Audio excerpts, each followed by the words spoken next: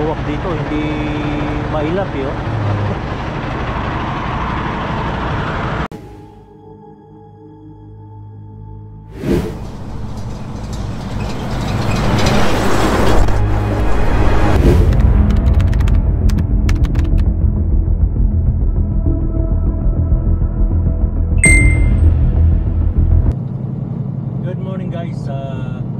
Nakapick up na tayo sa North Sask Forest Product ng lumber. Ang biyahe natin ay papuntang British Columbia.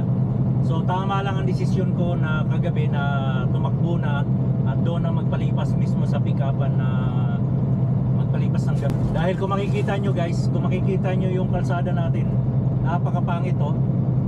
Kaya doble-doble ingat tayo dahil kahit ako pagdating ng gantong sitwasyon, ayan, kung makita nyo napakaputi ng daan, kinakabahan pa rin ako guys hanggang ngayon dahil walang magaling dito. Palibasa meron nga lang akong experience or matagal na ako dito sa trabaho na to, eh nagbibigay lang ako ng advice kung anong dapat gawin ng mga bago. So ang apak ko sa accelerator ngayon guys ay up lang, hindi talaga ako nakadiin ng todo. Ngayon pagdating sa intersection, malayo pa lang nagsuslow down na ako para hindi ako madulas, hindi ako lumagpas sa traffic light or stop sign. So ngayon, pag naka-stop ka doon guys at ganito ang sitwasyon, compact ice, mag power divider na kayo para hindi kayo yung mabibitin sa gitna, kasi nangyayari sa atin yan na ang tagal natin makaalis sa gitna ng traffic light or sa gitna ng stop sign. So kailangan mag power divider kayo. At saka pagdating sa mga kurbada or curve, bago pa lang kayo dumating sa curve, mag-slow down na talaga kayo. Then slightly lang ang apak sa preno. Pagdating sa kurbada, wag na kayo tumapak ng preno, half konting apak lang sa accelerator para uusad pa rin kayo. At wag kayong gagamit ng exhaust brake na number 3. Kailangan 2 or 1 lang. Pag nag-skid kayo sa number 2, i-number 1 nyo.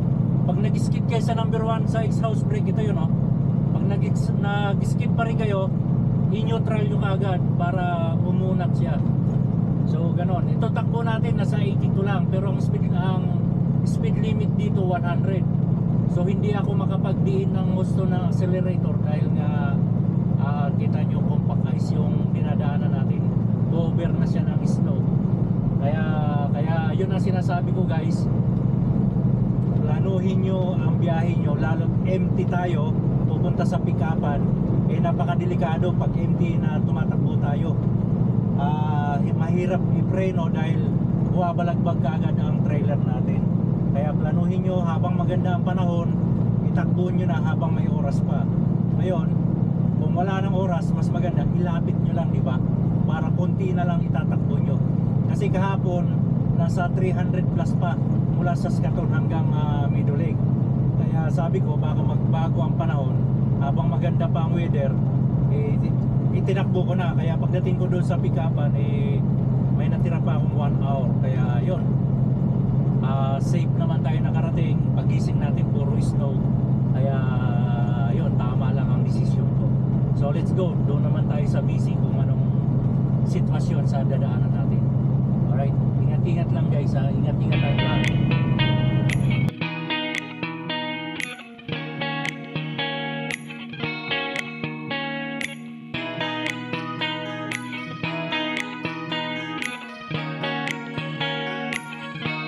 Sumama ka sa biyahe, yan ang biyahe ng buhay, Filipino Truckers Group. Dito na tayo guys sa British Columbia, sa Kamloops, British Columbia. So ito yung view niya na napakaganda rin ang view dito.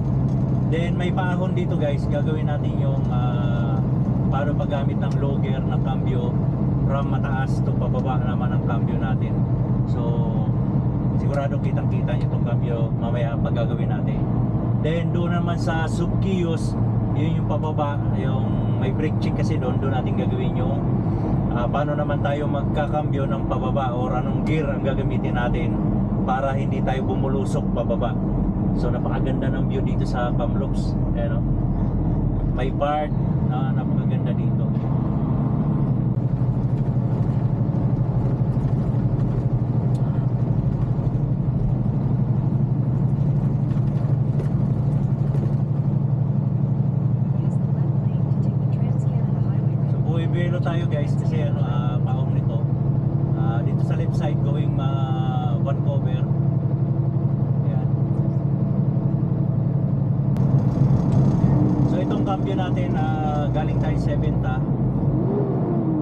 high, then 6 high, 6 low, kasi pagapang tayo kung makikita yung daan.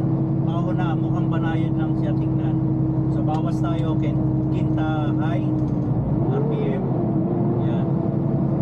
Then apply tayo ng 4-way lights. Quinta low, kasi pababa na tayo ng pababa. Yan. So 19 na lang ang takbo natin. 19, 18. So kwartalo tayo, kwartalo. Kasi maubos na ang power. Yan. Kwarta high pala. Naka-kwarta high tayo ngayon. Yan, igagapang na natin siya hanggang sa makahon. Kwarta high. Ngayon, pag hindi hirap pa rin siya, may kwartalo pa tayo.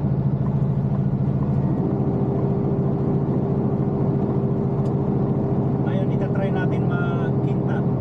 Kung kakayanin quintalo.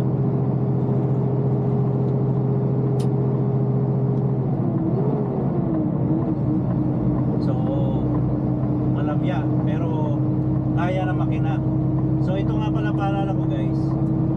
Huwag kayo mataranta kung makakita kayo ng pakon. Dahil isa yan sa makakasira ng diskarte. So, pakiramdaman nyo yung makina nyo. Kung matamlay na, huwag nyo antayin na yung lupay-pay na siya. Bago siya tumamlay yung makina, magbawas na kayo ng cambio. Tulad dito, tumatapang yung makina natin, quintalo. Try ko mag-quinta high. Ayan, ibig sabihin kaya na siya. Pero buwababa siya sa maximum RPM natin. So magbabawas tayo ng splitter, balik tayo ng quintalo. Kasi tamlay, maririnig nyo yung makina na napakatamlay. So dito, kailangan natin mag 4-way lights or hazard, basta slow moving tayo, para yung nasa likod natin alam nila na mabagal ka lang, hindi sila mabulaga. Malayo pa lang, kita nila na merong truck or sasakyan na mabagal. So pupunta na sila sa left side. Dito kasi guys, lahat ng sasakyan nakapwesto sa right side. Ngayon, pupunta ka lang sa left side kung mag-overtake ka or matuling ka. Tulad ng truck, bumalik sa kanan. So yan ang gamit natin, nakakintalo tayo ngayon. Pag na-reach niya na yung 1600 na RPM or 1700, dahil pa ako naman to, quinta high tayo.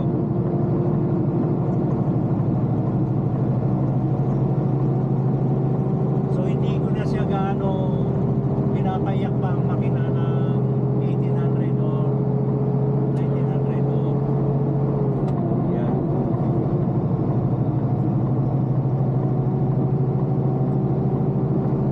Mararamdaman naman natin sa truck niya kung mag-over RPM na siya. Huwag lang natin pabuti ng ng 2,000.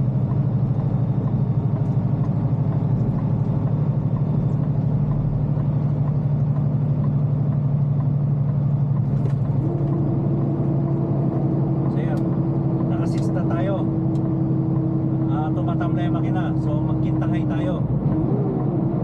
RPM lagi dyan guys. Pag magbabawas tayo ng cambio, RPM. Pwera lang sa splitter. Pag nagbawas ng splitter tulad nito, quinta high tayo, magkikintalo tayo. Ayan. Bitaw lang accelerator, then change shift niya.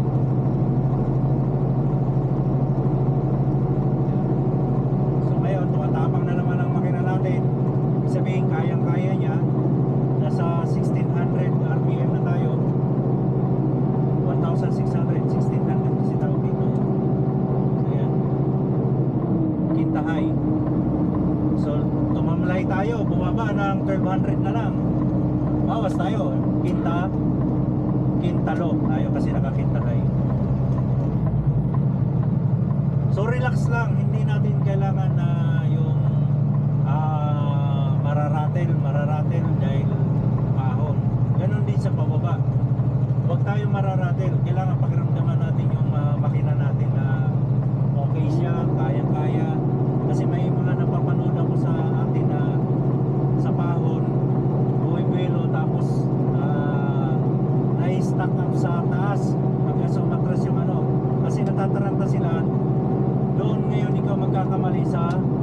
cambio na dapat ipasok mo.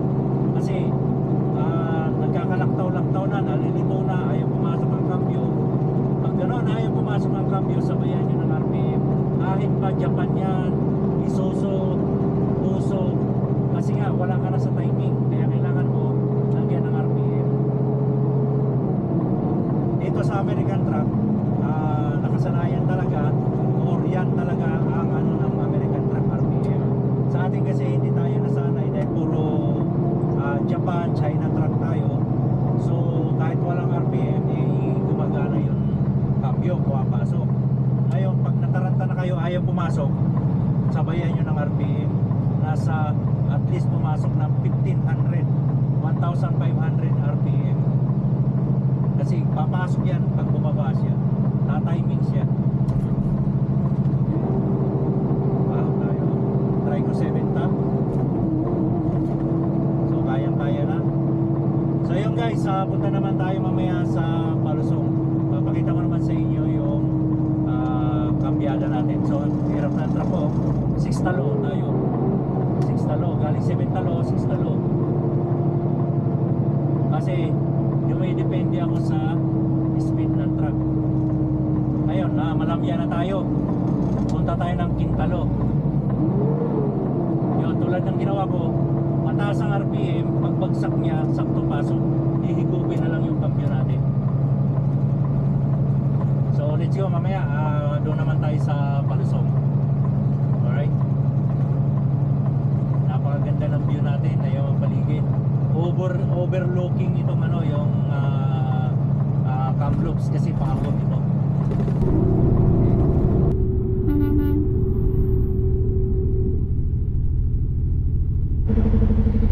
So yun guys, andito tayo ngayon sa brake check. Ito yung pangatlo na brake check mula pumasok tayo ng British Columbia. Ang unang brake check ay doon sa Golden BC. Pangalawa yung sa Revelstoke, British Columbia pa rin. So ito, Clapperton, British Columbia. So dito tayo nag-brake check, pero medyo malalim to, pero slightly lang ang ano, banayad yung pababa. Yung pang-apat ang pinaka ano, ang medyo delikado talaga, dahil yun ang tinatawag na highway through hill. So maraming aksidente nangyayari talaga doon dahil aywan ko yung lugar na yun, mahaba pero medyo tarik. Banayad lang sa tingnan sa camera, pero sa actual malalim siya. So yun, ikutan muna natin tong ano, load natin. So mayroon tayong tropa dyan, oh. Ayan. Ang lalaki ng ano, ang lalaki na buwak dito. So yun, nag-yellow na dito sa ano, sa BC. Ayan, nag-yellow na. Ang lalaki ng uwak, oh. Grabe.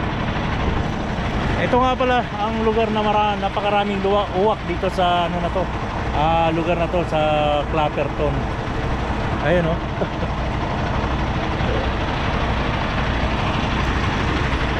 So yun, check muna natin yung ano natin, tires guard guys, para tuloy-tuloy tayo. Nag-straight check lang din ako. Mga uwak dito, hindi mailap yun.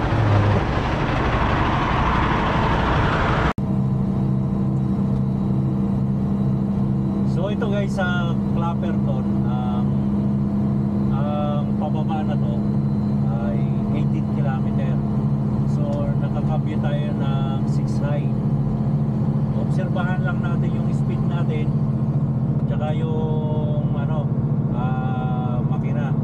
So maabot na tayo ng 1800. So apply tayo ng preno, slightly na madiin, bawas. So bababa kagad yung RPM niya. At least malayo tayo makarating bago tayo mag-apply ulit ng preno. So dito medyo banayad lang, pero ang cambio natin naka 6 high lang tayo.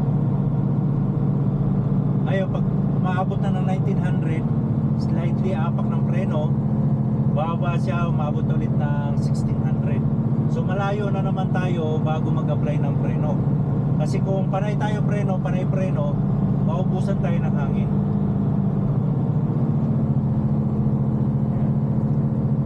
So So hindi tayo masusunugan ng preno dahil ang layo ng distansya bago tayo mag-apply ulit ng preno. So ngayon 1900 na naman tayo, apak tayo ulit ng preno. Huwag tayo magbabad ng apak, slightly maniin, then bitaw.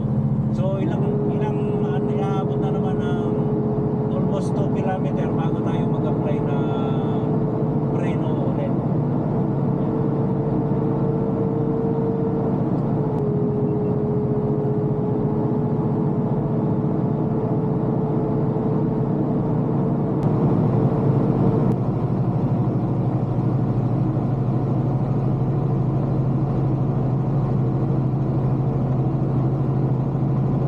So ito guys, paakyat na tayo sa Suquillos. So ang cambio natin ngayon ay nakakinta tayo. Ang speed lang natin ay nasa 34 km per hour. So kung anong speed natin or anong cambio natin paahon, yun din ang gagamitin natin pababa. So nakakinta low tayo ngayon. Pag umabot pa ito ng kwartalo, ibig sabihin yun din ang gagawin natin sa pababa. Dahil sa depende sa load, sa bigat ng load, dahil yan din ang magtutulak sa atin pababa. So ito rin ang load na to, yan din ang nagpahirap sa atin pahon. So yan din ang magpapahirap mamaya sa atin pababa. Kaya kailangan kung anong ginamit natin cambio pahon, yun din ang gagamitin natin pababa mamaya. So kung magaan ang load natin, matulin tayo pahon, di ba? Makikita natin kung anong cambio natin sa pahon, ganon din tayo sa pababa. Ibig sabihin, kayang-kaya ng truck natin, kayang-kaya ng preno natin i-apply yung bigat niya. So yan, mamaya papakita ko naman sa inyo sa lusong. So ngayon, ito ang speed natin ay 90 na lang, pababa tayo ng pababa. Pabagal na pabagal dahil kung makikita nyo tarik, kakambyo tayo ng kwartalo.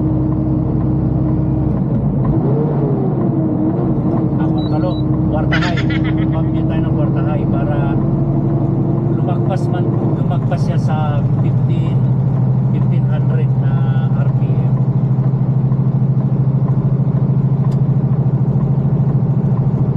So pag lumagpas tayo ng 1500 RPM, ibig sabihin okay pa, kaya-kaya na ang power niya.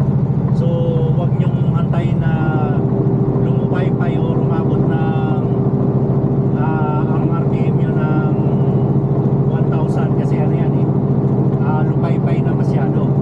Kailangan hanggang 1300, 1400, 500, 1500 mag change gear na tayo. So naka kwartakay lang tayo ngayon, gumagapang tayo. Ang RPM natin ay nasa 1700. Huwag natin ito alalay lang yung tapak ko sa accelerator, hindi ko siya binirit talaga dahil tataas naman ang temperature natin yan pag binirit natin. So kailangan yung tapak na accelerator alalay pa rin siya, alalay. Bali nakahap-hap lang ako. So yun, sana meron kayo makuha kahit konting idea. Pero iba pa rin guys yung iba pa rin pagdating ng nag-snow. Iba ang gamit natin sa pababa dahil sobrang mas alalayan pa natin ng mabuti dahil madulas yun. Sa pahon, walang pagbabago, ganun pa rin. Huwag lang tayo mabibitin sa ere. Kasi pag nabitin tayo sa ere, kaya na yung mag-i-struggle na yung truck, tatalon-talon pag na-stop pull ka dito. Pero marami pa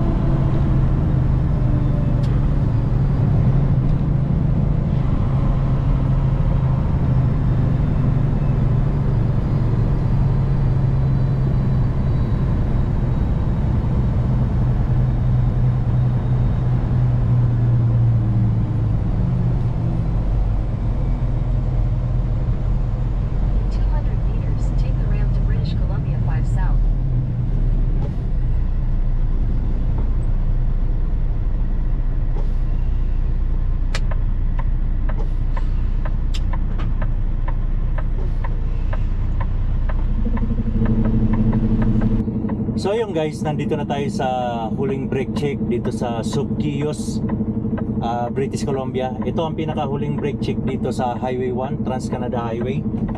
So nag 6-pack na tayo.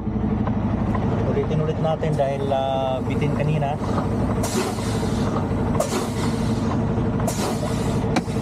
At least 3, bali 6 na yon. So kanina lang napakaganda ng weather sa dinaanan natin. Ngayon nag-snow na dito. Pero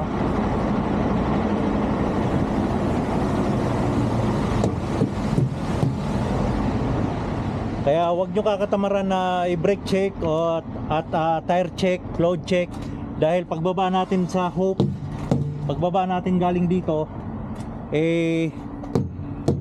may inspection area. So yun, ito ang pinaka-delikado rin guys sa pababa dito dahil madulas na to, madulas na tong yellow. Kaya sa taas pa lang logger na tayo. Logger, tulad kanina ang cambio natin ay kwarta high, kwarta low. So naglalaro lang ang cambio natin sa kwarta low at kwarta high.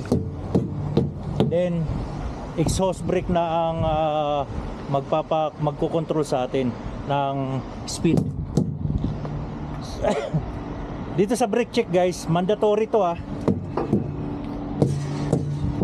mandatory tayo papasok dito sa brake check. No exemption yan, lahat ng truck papasok dito sa brake check. Mapa empty or loaded, papasok dito brake check kasi pababa to. So yan halos lahat ng truck pumapasok talaga dito. Yan. Every afternoon talaga nagbabad weather kasi mataas na to mataas na dito. Kaya kung maaari gusto ko makatawid dito ng hindi ako abutin ng gabi pag pabalik dahil yun na nga, tuwing umpisa sa tanghali hanggang hapon sumasama ang panahon dito. Ito nga tinatawag na highway through hell. So yun, tara, baba na tayo at papakita ko sa inyo kung anong cambio ang gagamitin natin. Alright. So kanina nakashade ako dahil ang taas ng sikat ng araw. Ngayon biglang nagkaganto, ang dilim Yan. So tara guys, alis na tayo.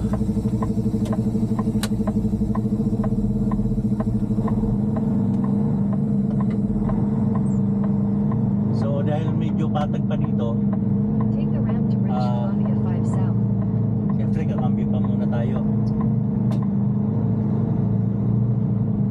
Kwarta,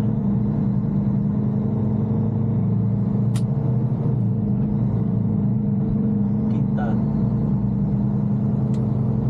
high, 300 meters, merge onto British Columbia 5 South.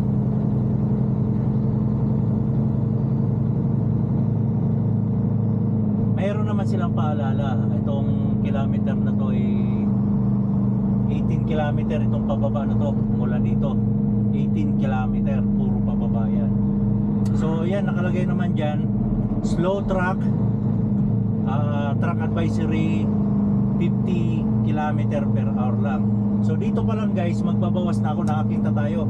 So magbabawas ako ng cambio. Continue for 123 kilometers. Yan, nakakwarta na tayo.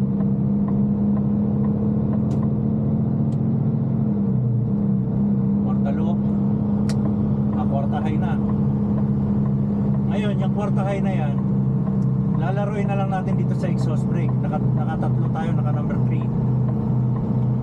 Ginawa ko number 2 para hindi na tayo preno ng preno, lalong lalo na pag nag-i-snow itong kalsada. Huwag tayo gagamit sa number 3, laruin lang natin number 2. 1, 2, tsaka babaan pa natin yung cambio, mas babaan pa natin.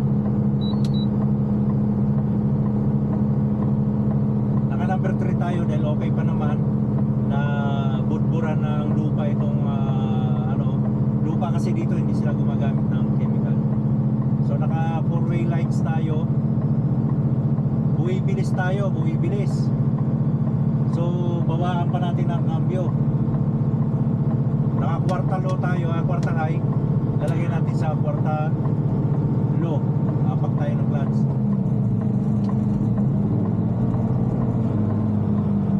Yan. So naka number 3 tayo ng exhaust. Tapos laruin natin sa number 2 pag ano na siya, yung medyo babagal na siya. Ayan, number 2 tayo. Pag tumutulin, ibalik natin sa number 3. Ayan. Ngayon ang style ko dito, dito ako tumatapak sa group, dito sa pababa na to. Ang RPM natin 1900. Nakakwartalo tayo niyan, guys. Ngayon pag tumutulin talaga, kunting pitik ng preno, babagal siya. Huwag na natin hayaan tumulin pa siya dahil mahirapan na tayo kontrolin siya dahil tumutulin. Ayun, bumabagal din siya. Exhaust naman, number 2 natin. Pero pag compact ice to, huwag kayo mag number 3. Pakiramdaman nyo lang, huwag kayo mag trailer brake. Foot brake lang yan, guys, dahil una na membreno, una kumakabit yung trailer natin bago traktor. Kaya hindi tayo magja-jackknife. Jackknife or sisiyete. Kaya pakiramdaman nyo yung exhaust brake. Pag medyo dumudulas tayo, sumisyete, tinutulak tayo ng load. Pag tinutulak tayo ng load, kasi ang membreno yung engine lang eh. So doon tayo tatapak ng preno, slightly, wag hard. Kasi ibig sabihin madulas. Ngayon ang speed lang natin 17 km/h pababa.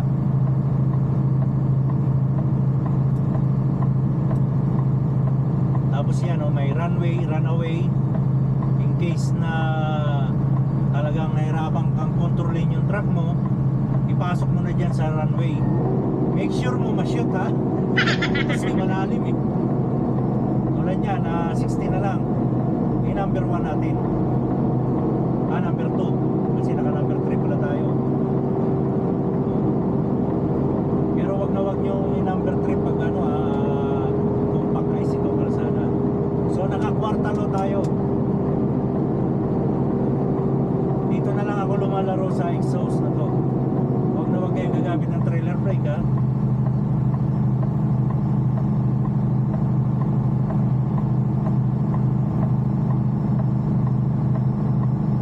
Ayan. 60 na lang speed natin. Bawasan natin ng isa. Number 2 yung exhaust natin. Pag tumutulin na siya 17, 18, o pagka 19, number 3.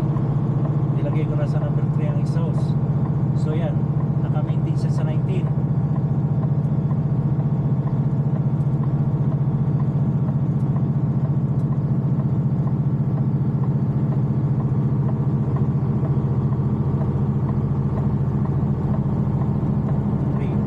Kasi kung tumutulin siya, hayaan mong tumutulin siya, mahirapan na tayo kontrolin yung truck dahil lalo na pag may snow, madulas yan eh.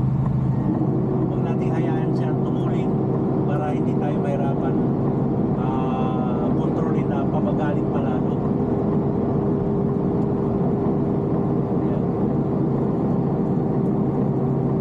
So nakita nyo guys, steady lang ako sa kwarta.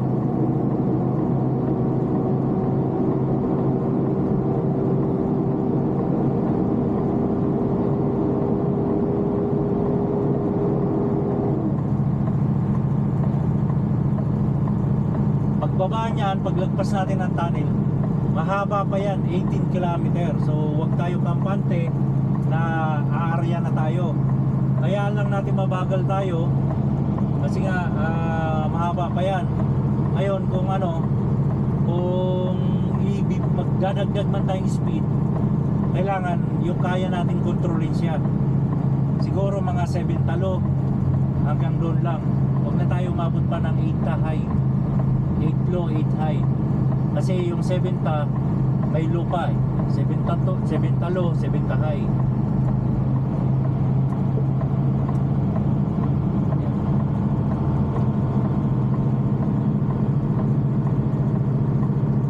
Especially sa winter guys sa summer pwede tayo magkinta dahil kayang-kaya ng preno, hindi tayo gaano madudulas.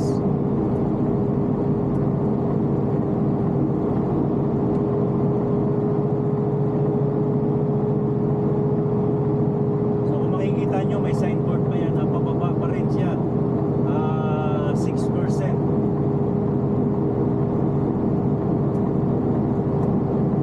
Hanggang ngayon, kahit ako kinakabahan ako pag winter talaga. So tulad yan, medyo light na, medyo patag ng konti. Doon na naman sa unahan ang malalim yan. So magdadagdag tayo ng cambio na kinta.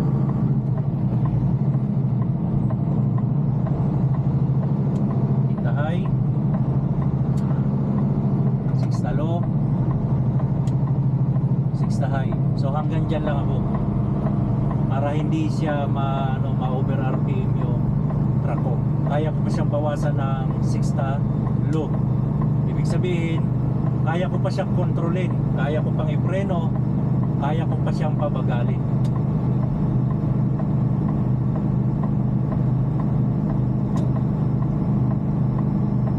Ito lang naman ang pinakamatindi na palusong.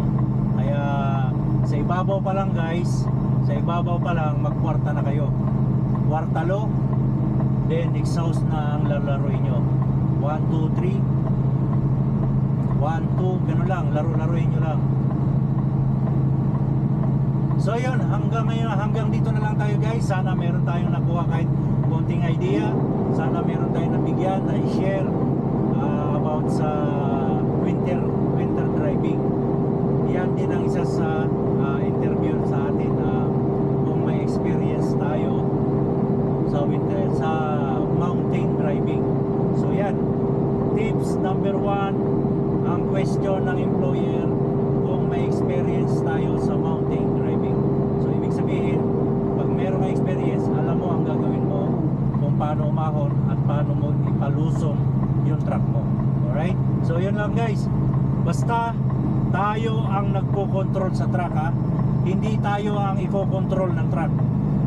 Okay? Kaya wag tayo mataranta, maratel, as in relax lang. Okay? Yan yung runaway kung halimbawa ma-out of control tayo. Okay? So hanggang dito na lang tayo guys. Ingat-ingat, drive safe, takbong pogi lang.